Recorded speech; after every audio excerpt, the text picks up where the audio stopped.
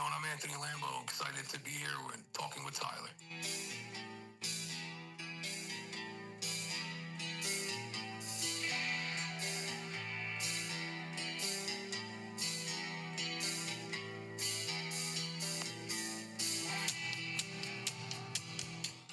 Hey guys, welcome back to Talking with Tyler, and on today's podcast, I have a special guest with me here today, Anthony Lambo, former Bloomfield High School football player, and he played college ball at Virginia Tech, and then he played for a brief stint with the Baltimore Ravens. Welcome to the show, Ant.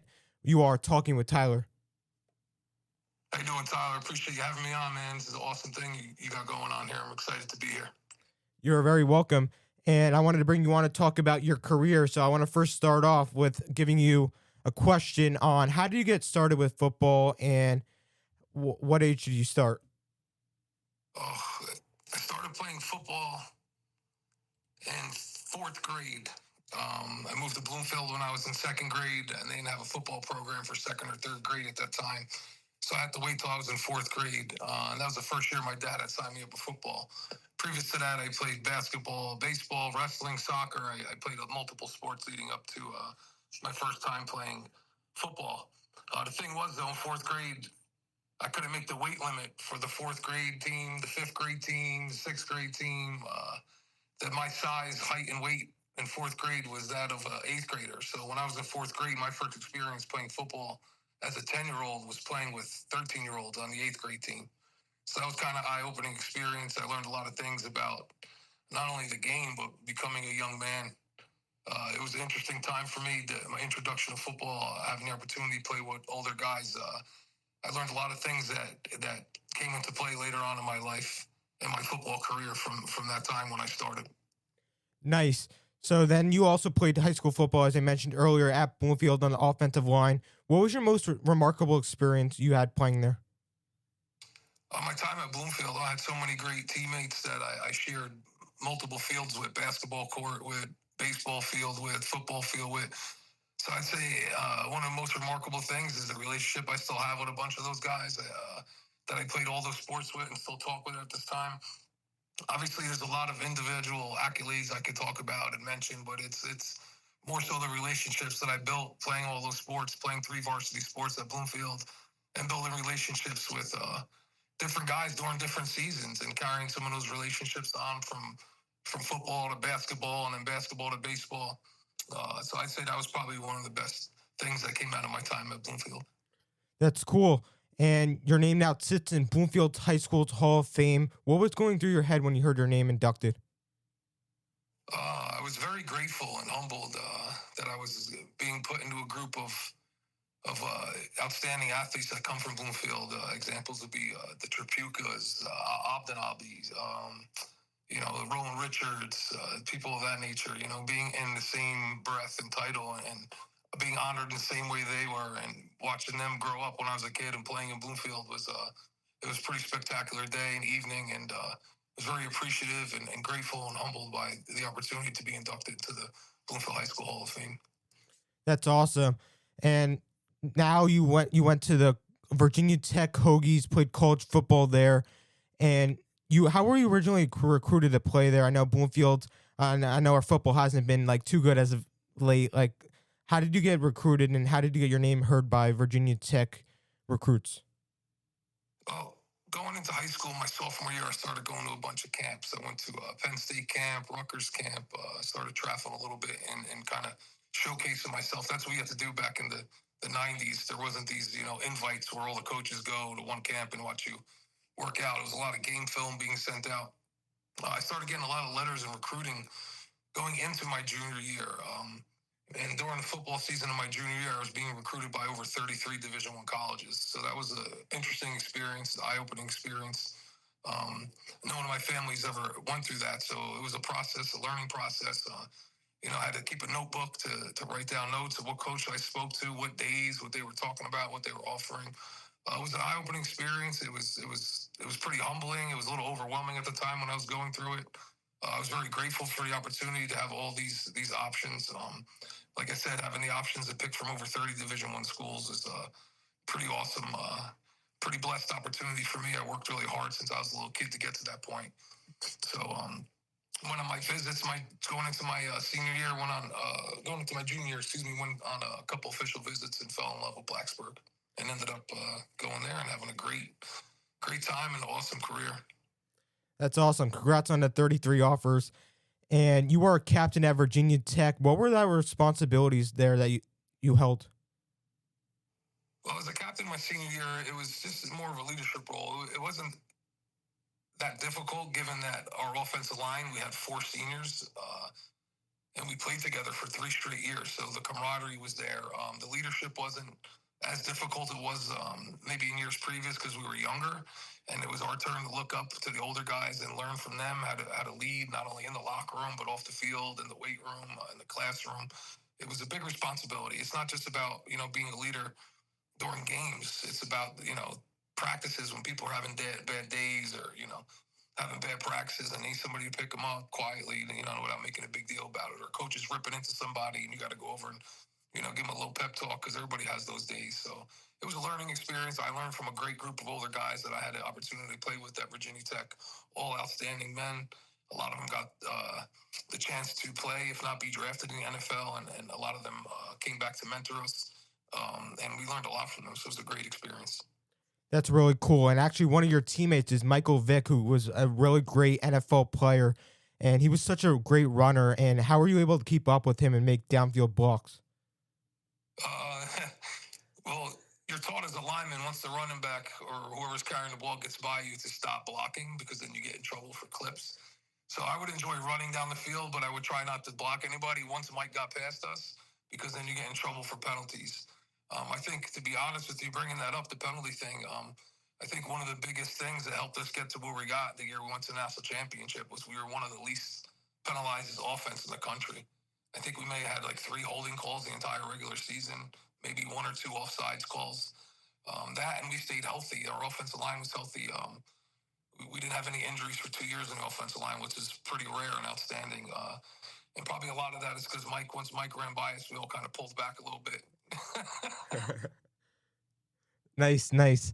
And so you just mentioned that you played in the national championship game in 2000, and you guys played the Florida State Seminoles, took a loss, but I think you guys played really tough, and there was definitely a lot of fans in attendance. And of course, it's a championship game. There's going to be a lot of fan noise. How are you able to cancel them out?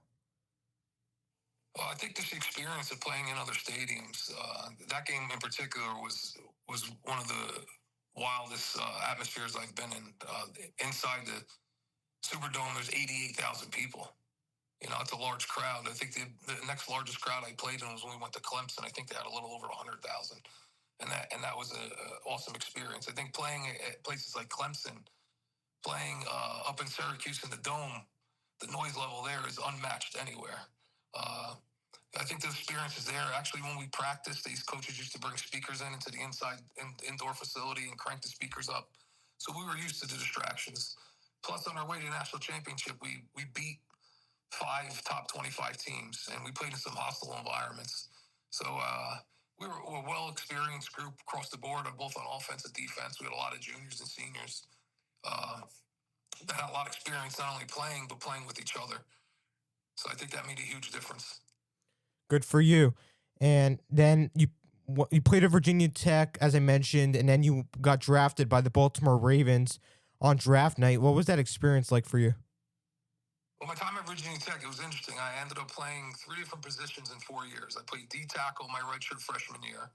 Redshirt sophomore year, I played offensive right guard.